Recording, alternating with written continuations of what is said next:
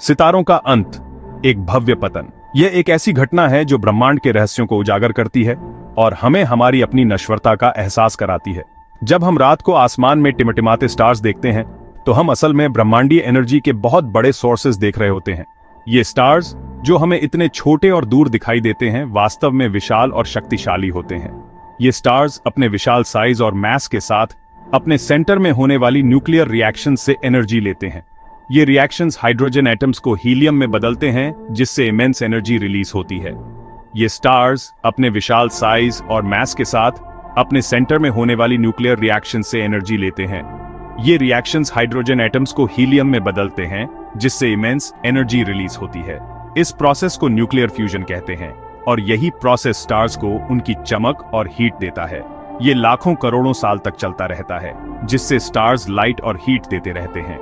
इस दौरान स्टार्स अपने आसपास के प्लैनेट्स और अन्य सेलेस्टियल बॉडीज को भी प्रभावित करते हैं, लेकिन हर चीज का एक अंत होता है और स्टार्स भी इससे अलग नहीं है। जैसे जैसे समय बीतता है, स्टार्स का फ्यूल धीरे धीरे खत्म होने लगता है। समय के साथ एक स्टार अपना न्यूक्लियर फ्यूल खत्म कर देता है, जिससे उसकी इंटरनल एनर्जी कम होने लगती है। जब ये एनर्जी कम हो जाती है तो स्टार की चमक भी धीरे धीरे कम होने लगती है। यहीं से ग्रेविटी जोर लगाना शुरू कर देता है। ग्रेविटी, जो हमेशा से स्टार के मास को उसके सेंटर की तरफ खींचने की कोशिश कर रही होती है, अब और भी प्रभावी हो जाती है। जैसे जैसे स्टार की इंटरनल एनर्जी कम होती है, ग्रेविटी स्टार के मास को उसके सेंटर की तरफ खींचने लगता है। ये प्रोसेस बहुत ही तीव्र और विनाशकारी हो सकता है। ये कोलैप्स एक बहुत बड़ी और विनाशकारी घटना की शुरुआत होती है। इस घटना को सुपरनोवा एक्सप्लोजन कहते हैं, जो ब्रह्मांड में सबसे शक्तिशाली और चमकदार घटनाओं में से एक है। इस एक्सप्लोजन के दौरान स्टार की आउटर लेयर्स स्पेस में फैल जाती है और एक बहुत ही चमकदार और विशाल एक्सप्लोजन होता है। इस एक्सप्लोजन के बाद जो बचता है वह या तो एक न्यूट्रॉन स्टार होता है या फिर एक ब्लैक होल। न्यूट्रॉन स्टार्स बहुत ही डेंस होते हैं और उनका डायमीटर केवल कुछ किलोमीटर्स का होता है। दूसरी तरफ ब्लैक होल्स इतने डेंस होते हैं कि उनकी ग्रेविटी से कुछ भी, यहां तक कि लाइट भी, बच नहीं सकती। न्यूट्रॉन स्टार्स बहुत ही तेजी से स्पिन करते हैं और पावरफुल मैग्नेटिक फील्ड्स जनरेट करते हैं। ये मैग्नेटिक फील्ड्स चार्ज्ड पार्टिकल्स को एक्सेलरेट करते हैं, जिससे इंटेंस रेडिएशन एमिट होती है। ब्लैक होल्स दूसरी तरफ ब्रह्मांड के सबसे रहस्यमय ऑब्जेक्ट्स में से एक हैं। उनकी ग्रेविटी इतनी स्ट्रांग होती है कि वे अपने आसपास के मैटर और लाइट को भी खींच लेते हैं। ब्लैक होल्स के आसपास का क्षेत्र, जिसे इवेंट होराइजन कहते हैं, एक पॉइंट ऑफ नो रिटर्न होता है। इस प्रकार स्टार्स का जीवन एक साइकिल में चलता है। वे जन्म लेते हैं, चमकते हैं और फिर अंत में एक भव्य पतन के साथ समाप्त हो जाते हैं। ये साइकिल ब्रह्मांड की निरंतरता और परिवर्तनशीलता का प्रतीक है। जब भी हम रात के आसमान में स्टार्स को देखते हैं, हमें यह याद रखना चाहिए कि वे केवल चमकते हुए पॉइंट्स नहीं हैं, बल्कि ब्रह्मांड के विशाल और जटिल प्रोसेसेस का हिस्सा है। उनका जीवन और मृत्यु हमें हमारी अपनी जगह और समय का एहसास कराते हैं। सितारों का अंत, एक भव्य पतन, यह एक रिमाइंडर है कि ब्रह्मांड में हर चीज का एक समय होता है और हर अंत एक नई शुरुआत की ओर इशारा करता है।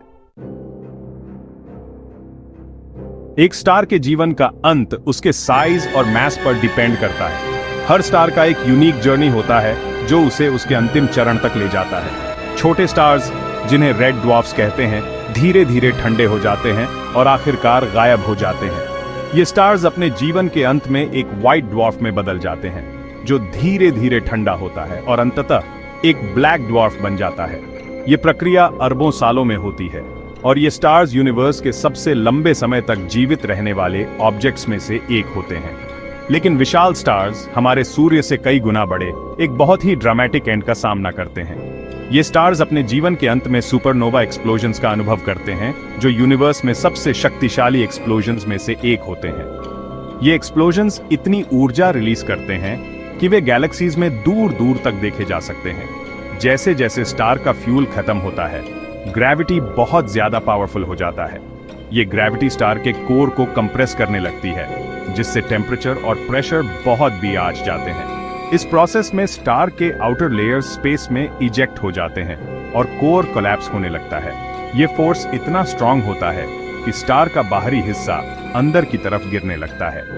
ये कोलैप्स इतना वायलेंट होता है कि ये एक शॉक वेव पैदा करता है, जो स्टार के आउटर लेयर्स को स्पेस में इजेक्ट कर देता है। ये शॉक वेव इतनी तेज होती है कि ये लाइट की स्पीड के करीब होती है। ये कोलैप्स स्टार के सेंटर में एक ऐसे पॉइंट पर होता है जहां डेंसिटी और टेम्परेचर बहुत ज्यादा होता है। इस पॉइंट पर स्टार का कोर न्यूट्रॉन स्टार या ब्लैक होल में बदल सकता है, डिपेंडिंग ऑन इट्स मास। अगर कोर का मास चंद्राशिखार लिमिट से कम होता है तो ये एक न्यूट्रॉन स्टार बनता है जो बहुत डेंस और स्मॉल होता है। यहाँ एटम्स के बीच की जगह भी सिमट जाती है, जिससे एक बहुत ज्यादा डेंस चीज बनती है। न्यूट्रॉन स्टार्स इतने डेंस होते हैं कि एक टीस्पून भर मटेरियल का वेट अरबों टॉन्स के बराबर होता है। अगर कोर का मास चंद्राशिखार लिमिट से ज्यादा होता है तो ये कोलैप्स होकर ब्लैक होल बन जाता है। यही चीज आगे चलकर ब्लैक होल बनती है। ब्लैक होल्स यूनिवर्स के सबसे मिस्टीरियस ऑब्जेक्ट्स में से एक होते हैं। इनका ग्रेविटेशनल पुल इतना स्ट्रांग होता है कि लाइट भी इससे एस्केप नहीं कर सकती। ये ऑब्जेक्ट स्पेस टाइम को डिस्टॉर्ट करते हैं और इनके आसपास का एनवायरनमेंट बहुत ही एक्सट्रीम होता है। ब्लैक होल्स के स्टडी से हमें यूनिवर्स के फंडामेंटल लॉज को समझने में मदद मिलती है। ब्लैक होल का जन्म एक रहस्यमय बिंदु। यह एक ऐसा बिंदु है जो ब्रह्मांड के सबसे गहरे रहस्यों में से एक है। ब्लैक होल का निर्माण तब होता है जब एक विशाल तारा अपने जीवन के अंत में पहुंचता है और अपने ही गुरुत्वाकर्षण के कारण ढह जाता है। यह प्रक्रिया अत्यंत जटिल और विस्मयकारी होती है। जब एक विशाल स्टार अपने ही ग्रेविटी की वजह से कोलैप्स होता है तो यह एक अत्यंत शक्तिशाली विस्फोट के साथ होता है, जिसे सुपरनोवा कहा जाता है। इस विस्फोट के बाद तारे का अधिकांश भाग अंतरिक्ष में फैल जाता है, लेकिन उसका कोर एक छोटे और अत्यधिक घने बिंदु में सिमट जाता है। तो वो एक पॉइंट में सिमट जाता है जिसे सिंगुलैरिटी कहते हैं। यह सिंगुलैरिटी एक ऐसा बिंदु है जहां पदार्थ की घनत्व अनंत हो जाती है और इसका आयतन शून्य हो जाता है। यह एक ऐसा स्थान है जहां भौतिकी के सामान्य नियम विफल हो जाते हैं। यह पॉइंट इन्फिनिट डेंसिटी और जीरो वॉल्यूम वाला होता है, जहां भौतिकी के आम नियम काम नहीं करते। यहाँ पर गुरुत्वाकर्षण इतना शक्तिशाली होता है कि यह समय और स्थान को विकृत कर देता है। यह एक ऐसा स्थान है जहां समय का प्रवाह भी रुक जाता है, जहां फिजिक्स के आम नियम काम नहीं करते। यहाँ पर सामान्य सापेक्षता और क्वांटम यांत्रिकी के सिद्धांत भी विफल हो जाते हैं। यह एक ऐसा स्थान है जहां वैज्ञानिकों के लिए भी समझना कठिन हो जाता है कि वास्तव में क्या हो रहा है। सिंगुलैरिटी के चारों ओर एक सीमा होती है जिसे इवेंट होराइजन कहते हैं। यह वह सीमा है जिसके पार जाने के बाद कोई भी वस्तु वापस नहीं आ सकती।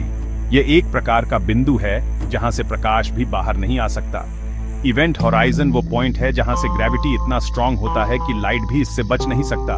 यहाँ पर गुरुत्वाकर्षण इतना शक्तिशाली होता है कि यह प्रकाश को भी अपनी ओर खींच लेता है और उसे बाहर निकलने नहीं देता। एक बार जब कोई चीज इवेंट होराइजन को पार कर लेती है तो वो ब्लैक होल में फंस जाती है और हमेशा के लिए गायब हो जाती है। यह एक ऐसा बिंदु है जहां से कोई भी जानकारी या वस्तु वापस नहीं आ सकती। यही कारण है कि ब्लैक होल को ब्लैक कहा जाता है, क्योंकि वो लाइट को सोख लेते हैं और उसे वापस नहीं आने देते। यह एक ऐसा स्थान है जो पूरी तरह से अंधकारमय होता है और जहां से कोई भी प्रकाश या जानकारी बाहर नहीं आ सकती। ये ब्लैक होल का जन्म है, एक ऐसी चीज जो ब्रह्मांड में सबसे रहस्यमय और शक्तिशाली चीजों में से एक है। यह एक ऐसा बिंदु है जो वैज्ञानिकों के लिए भी एक पहेली बना हुआ है। ब्लैक होल का अध्ययन करना हमें ब्रह्मांड के गहरे रहस्यों को समझने में मदद कर सकता है और यह जानने में कि हमारे चारों ओर की दुनिया कैसे काम करती है। अंधकार का साम्राज्य, ब्लैक होल का ग्रेविटी। ब्लैक होल का ग्रेविटी बहुत ज्यादा पावरफुल होता है। ये फोर्स इतना स्ट्रांग होता है कि ये अपने आसपास के स्पेस टाइम को मोड़ देता है। कल्पना करो कि आप एक रबर की शीट पर एक भारी गेंद रखते हैं। गेंद शीट को नीचे की तरफ दबा देगी, जिससे उसके चारों ओर एक गड्ढा बन जाएगा। ब्लैक होल भी स्पेस टाइम के साथ कुछ ऐसा ही करते हैं। वो स्पेस टाइम को इतना मोड़ देते हैं कि लाइट भी उनके ग्रेविटी से बच नहीं सकता। ब्लैक होल का ग्रेविटी उनके मास पर डिपेंड करता है। जितना ज्यादा मास उतना ही ज्यादा ग्रेविटी। यही ग्रेविटी ब्लैक होल को इतना